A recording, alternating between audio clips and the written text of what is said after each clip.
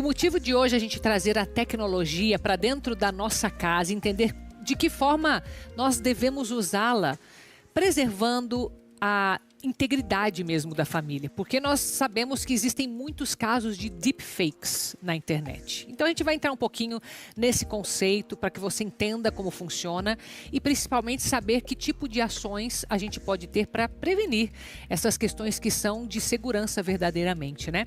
Então eu dou as boas-vindas aqui para o Ataíde Prestes, que é especialista em cibersegurança. Meu querido, seja bem-vindo. Muito obrigado pela oportunidade, Carol. Obrigada a você, meu querido.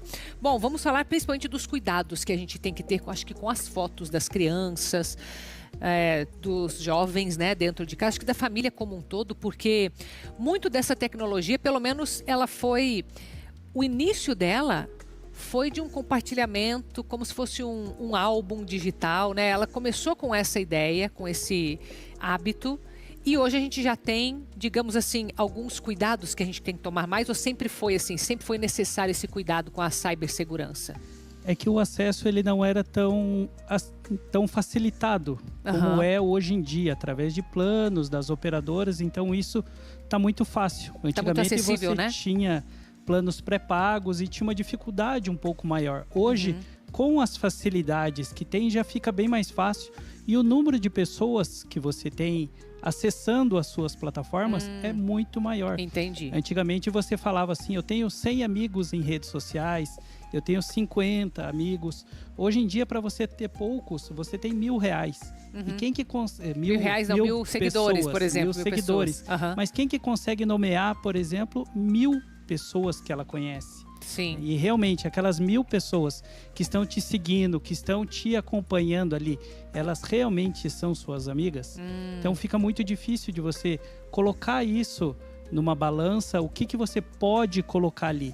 Então, da mesma forma que você não pode sair distribuindo a foto dos seus filhos, você não pode simplesmente colocar num outdoor do lado da sua casa, você também não pode colocar isso na internet, porque na internet vai ser o alcance muito maior do que se estivesse num outdoor ao lado da sua casa. Agora, quando a gente fala de deepfakes, explica pra gente, assim, numa linguagem bem simples, pra gente entender o que é, né? Pra que quando estiver ali batendo um papo em casa, você sabe o que se trata deepfake. É que antigamente era muito difícil você fazer uma montagem de uma imagem, coisas assim. Hoje em dia é muito fácil através das ferramentas de inteligência artificial. Uma edição mesmo. Exatamente. E hoje em dia, até trazendo para os textos bíblicos, se falava antigamente que era necessário ver para crer, de São Tomé. Hoje em dia, você vendo, você não pode acreditar naquilo que você está vendo. Então, você acaba vendo alguns detalhes nas imagens que acabam entregando. Então, tá faltando um dedo ou tem um dedo a mais.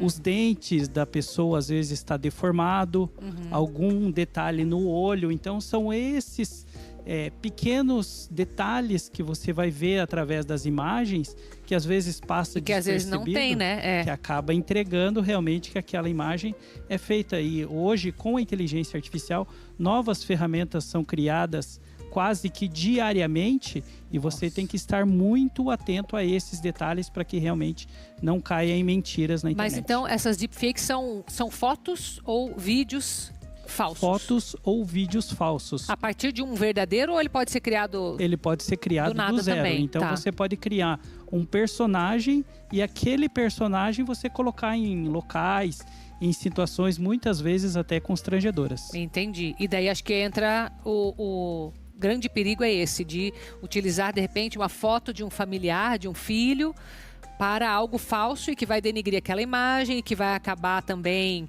sendo viralizada, talvez, né? Acontece isso, né? Acaba viralizando, principalmente se o assunto é muito polêmico. Então, às vezes você coloca uma foto numa rede social, às vezes é uma foto inocente, mas alguma pessoa maldosa joga aquilo numa inteligência artificial e coloca o seu filho, o seu parente, muitas vezes em situações constrangedoras, que isso, hoje, através do ECA digital, pode trazer problemas, inclusive para os pais e para aquelas pessoas que estão divulgando as fotos, os conteúdos, os materiais dessas crianças, através das redes sociais. Então, qual que é o conselho que você dá, né? Que tipo de exposição seria permitido? Existe um mínimo seguro, né, para compartilhar fotos, enfim, e pensando até nas redes sociais que a gente usa entre a família, por exemplo, o WhatsApp, que nem parece, mas é uma rede social, né?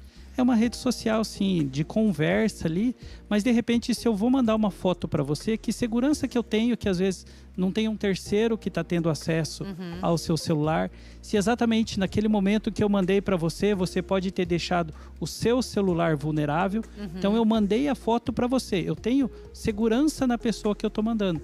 Mas eu não tenho certeza que às vezes um terceiro pode estar tendo acesso àquela conversa. Então o envio esse envio que ele é perigoso. Então até se a gente falar, por exemplo, de uma foto de documento também é perigosa.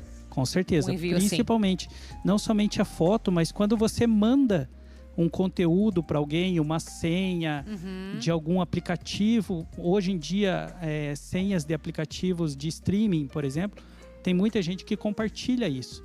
E daí, de repente, aquela mesma senha a pessoa usa no e-mail, usa em outras plataformas. E quando alguém tem acesso a esse conteúdo, era só a sua senha de streaming. Só que a pessoa consegue ter acesso ao seu e-mail e a demais conteúdos que você possa vir a ter no seu aparelho. Entendi, porque ela pode... Tá, então a gente tem que cuidar com o envio. E tem alguma segurança, algum controle que a gente possa fazer no próprio celular, nos aplicativos que ajudam ou não? É sempre você se colocar se aquele conteúdo realmente é seguro para quem que você está enviando, né? E se aquele conteúdo pode, de alguma forma, comprometer. Tá. Então, assim, principalmente crianças se costuma tirar foto entre a família, às vezes ali com uma roupa talvez que está mais à vontade em casa. Isso aí talvez manda para alguém que seja mais restrito, mas não coloque isso através de redes sociais. Seja ela que tenha mais pessoas, mesmo assim, eu tenho somente os meus familiares aqui. Mas de repente, se algum familiar perde o aparelho ou perde aquela conta, isso pode estar na internet de uma forma muito rápida. Entendi. E às vezes sem a pessoa saber, né?